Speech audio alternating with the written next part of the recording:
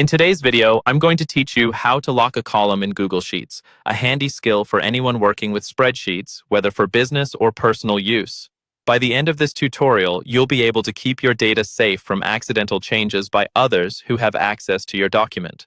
First, open Google Sheets in your web browser and navigate to the spreadsheet where you'd like to lock a column.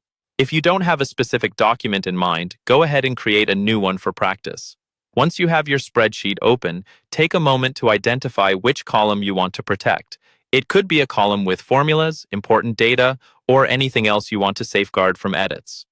Next, click on the letter at the top of the column you want to lock. For example, if you want to lock column B, click on the B at the top. This action will highlight the entire column, making it clear which column you're focused on. Now, look at the menu at the top of the screen and click on Data. From the drop-down menu that appears, select Protect Sheets and Ranges. A sidebar will pop up on the right side of your screen with options to protect either a sheet or a range. Since we've already selected the column, it should automatically fill in the range for you, but double-check just to be sure. It should read something like BB if you're working with column B. In the sidebar, you'll see a section labeled Description, where you can add a name for this protected range.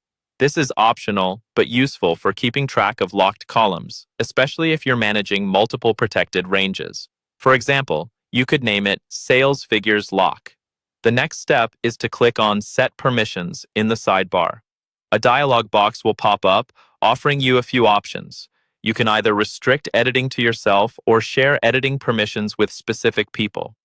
Choose the option that best suits your needs. If you want to allow some collaborators to edit this column, you can enter their email addresses in the provided space. After setting the permissions, click Done. Congratulations, your column is now locked.